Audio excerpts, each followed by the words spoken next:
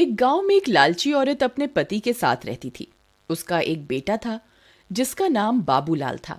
वह कोई काम धाम नहीं करता था, बस पूरा दिन गांव में इधर उधर मंडराता रहता था। एक बार अगर और मुझे राम प्यारी बोले ना तो एक लगाऊंगी। चुपचाप यहाँ से चला जा, नहीं तो मुझसे बुरा कोई नहीं होगा। अरे सुमन, तुम गुस्सा क्यों होती हो? तुम मुझे बहुत अच्छी लगती हो। मैं तुमसे शादी करना चाहता हूँ। मुझसे शादी के सपने छोड़ और निकल यहाँ से। बड़ा आया शादी करने वाला। फिर इतना बोलकर सुमन गुस्से में वहां से चली जाती है। तभी बाबूलाल का दोस्त वहां से गुजर रहा होता है।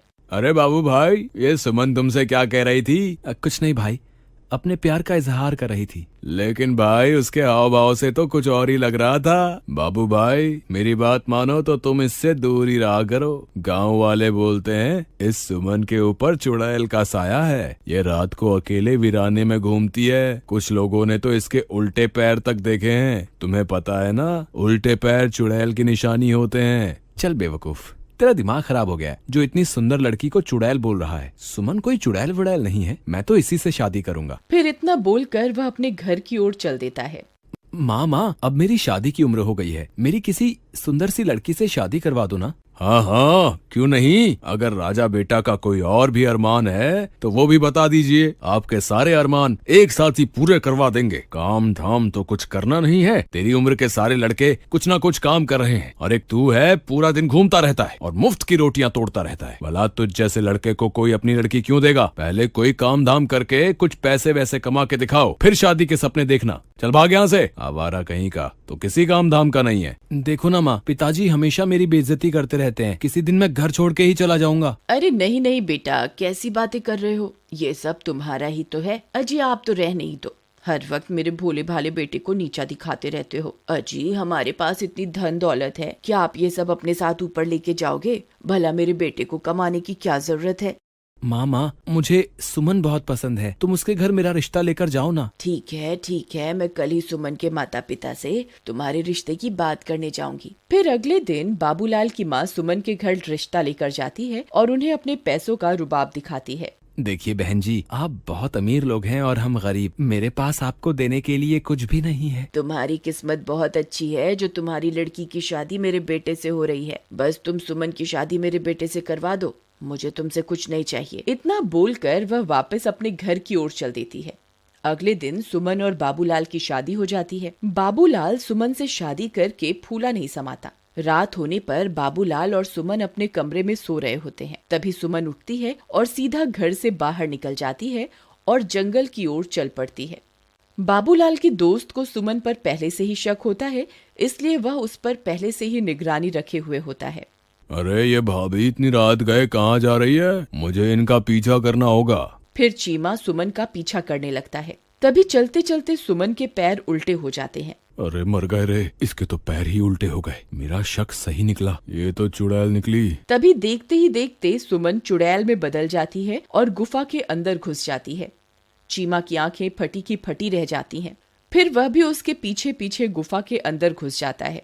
ए हैवानों के देवता, मैं आपको 9 बलि चढ़ा चुकी हूँ। बस एक बलि और चढ़ाते ही मैं सर्वशक्तिमान बन जाऊंगी। फिर मैं इन शक्तियों से पूरी दुनिया पर राज करूंगी। मुझे अभी के अभी सारी बात बाबूलाल को जाकर बतानी होगी। फिर वह सीधा भागता हुआ बाबूलाल के घर जाता है और खिड़की से उसे आवाज देता है। बाबू भाई उठो, मुझे तुम्हें बहुत जरूरी बात बतानी है, जल्दी उठो।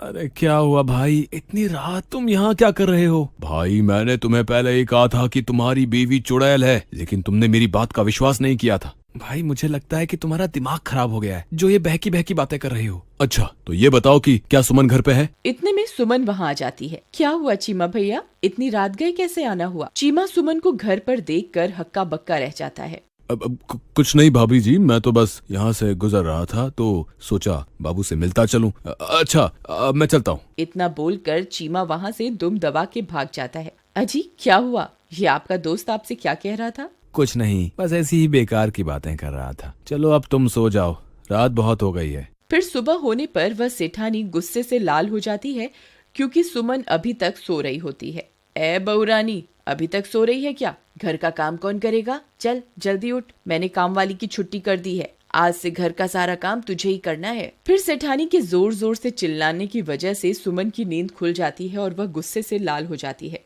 रुक बुढ़िया, तुझे मैं अभी बताती हूँ। फिर सुमन गुस्से में बाहर आती है। ए बुढ़िया, क्यों शोर मचा रही है सुबह सुबह? मेरी सारी नींद ही खराब कर दी। अरे दैया, इसकी हिम्मत तो देखो, मुझे बुढ़िया बुला रही है। ए, तेरी इतनी हिम्मत, मुझे बुढ़िया बोलेगी? चुपचाप घर का ये सारा काम निपटा दे। तेरे माँ बाप ने वैसे भी दहेज में फूटी कौड़ी भी नहीं दी है। मैं कोई काम वाम नहीं करने वाली, जो करना है कर लो। तेरी इतनी हिम्मत मुझे मना करेगी? रुक, तुझे अभी बताती हूँ। अरे मर गई रे, ये क्या हो गया?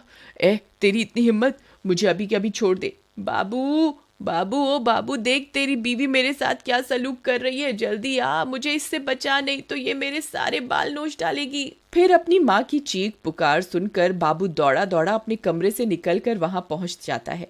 वह यह सब देखकर हैरान रह जाता है। ए सुमन, तेरी इतनी हिम्मत, तू मेरी माँ के साथ ऐसा सलूक करेगी? अभी के अभी मेरी माँ को छोड़ दे, वरना अच्छा नहीं होगा। फिर सुमन उसे छोड़ देती है और सीधा अपने कमरे में चली जाती है। माँ, आप ठीक तो हो ना? आपको कुछ हुआ तो नहीं ना? मैं ठीक हूँ बेटा, मैंने तो बस इसे घर का थोड़ा काम करने को कहा था और इसने मेरी तो धुनाई ही कर दी। फिर बाबू परेशान होकर घर से बाहर निकल जाता है। वहाँ उसे उसका दोस्त चीमा मिलता है। क्या हुआ बाबू भाई, इतने परेशान क्यों हो? क्या तुम्हें पता चल गया कि तुम्हारी बीवी चुड़ैल है? मजाक मत कर यार चीमा, मैं वैसे ही बहुत परेशान हूँ। आज सुबह सुबह तो सुमन ने हद ही कर दी। उसने माँ के बाल पकड़कर उनसे बहुत बदतमीजी की। भाई, मैंने तो पहले ही कहा था कि सुमन कोई साधारण लड़की नहीं है, उसके ऊपर चुड़ैल का साया है। एक बहुत आसान रास्ता है। अगर तुम उस चुड़ैल के सामने आईना रख दोगे तो तुम्हें उसकी असलियत उस आईने में दिख जाएगी। फिर वे दोनों अपने अपने घर की ओर चल देते हैं। रात होने पर बाबू सुमन के लिए एक फूलों का गजरा लेकर घर पहुंच जाता है। अरे भगवान, तुम कहाँ हो? देखो आज मैं तुम्हारे लिए क्या लाया हूँ। सुमन वहाँ आती है और गजरा देखकर बहुत खुश हो जाती है। फिर वह गजरा अपने बालों में लगाकर शीशे के सामने पहुंच जाती है। तभी उसके पीछे पीछे बाबूलाल भी पहुंच जाता है। सुमन जैसे ही अपने आप को शीशे में देखती है, उसकी असलियत उसमें दिखाई देने लगती है। बाबूलाल की आंखें फटी की फटी रह जाती हैं। वह उस चुड़ैल को देखकर बहुत डर जाता है। हे भगवान, ये मैं किस मुसीबत में फंस गया? ये तो सच में चुड़ैल निकली। अच्छा हुआ तुझे मेरी असलियत के बारे में पता चल गया। मैं आज रात को तेरी ही बलि देने वाली थी। अरे भागो रे, ये तो चुड़ैल निकली। अपनी जान बचा के भागो। चीमा भाई, मुझे बचाओ, मेरी बीवी तो चुड़ैल निकली। तुम सही कहते थे। हाय, मर गए रे। फिर वह सीधा भागता भागता अपने दोस्त चीमा के घर पहुंच जाता है। चीमा भाई, जल्दी से दरवाजा बंद कर दो। तुम सही कहते थे, सुमन तो चुड़ैल है। मैंने उसकी असलियत आईने में देख ली है। अब वो मुझे नहीं छोड़ेगी। अजी, मुझे लगता है आपका ये दोस्त अपने साथ साथ हमें भी मरवा के छोड़ेगा। तुम अभी के अभी से घर से बाहर निकालो, नहीं तो इसकी पत्नी इसका पीछा करते करते यहाँ पहुँच जाएगी। तभी जोर जोर से दरवाजा खटखटाने की आवाजें आने लगती हैं। वे सब लोग डर जाते हैं।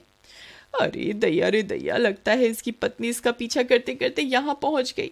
चीमा भाई, गलती से भी दरवाजा मत खोलना, नहीं तो वो चुड़ैल हम में से किसी को भी जिंदा नहीं छोड़ेगी। अरे मर गए रे। बाबू भाई, भाभी तो चुड़ैल बनकर हमारे दरवाजे पर खड़ी है, अब क्या करें? मैं तो कहती हूँ इस बाबूलाल को उठाकर घर से बाहर फेंक दो। वह चुड़ैल इसी की तलाश में यहाँ आई है। बहुत शौक चढ़ा था ना इसे सुंदर स्त्री से शादी करने का, अब भुगतने दो इसे। चलो भाई बाबूलाल, अभी के अभी मेरे घर से बाहर निकलो। चलो चलो चलो। नहीं, मैं कहीं नहीं जाने वाला। मैं अकेला नहीं मरूंगा।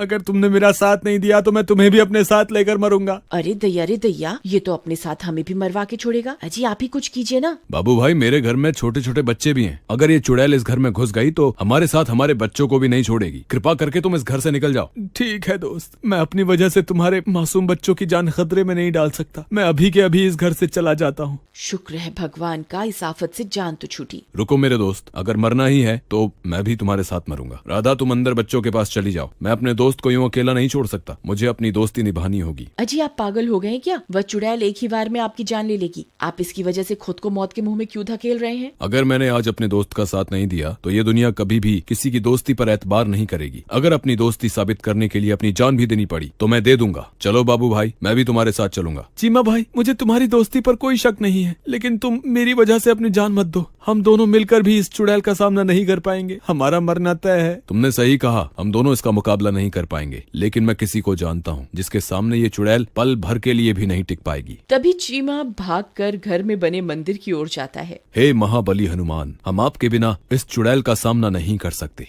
आज फिर से एक बार बुराई को हराने के लिए हमें आपकी जरूरत है। कृपा करके हमारे साथ चलिए महाबली। चलो भाई, अब इस चुड़ैल को सबक सिखाने का वक्त आ गया है। अरे वाह वाह। हम 2 नहीं हैं चुड़ैल, हम 3 हैं। बोलो महाबली हनुमान की जय, सियापति रामचंद्र भगवान की जय, पवन सुत हनुमान की जय। अरे अरे मर गई रे, ये तूने क्या कर दिया। हे भगवान मुझे क्षमा कर दो, मुझसे बहुत बड़ी गलती हो गई। हे महाबली, हे सर्वशक्तिमान, मुझे क्षमा कर दो। मैं आज के बाद किसी व्यक्ति को नहीं सताऊंगी। फिर कुछ ही पलों में वह चुड़ैल जलकर खाक हो जाती है और एक बार फिर बुराई पर हमेशा की तरह अच्छाई की जीत होती है।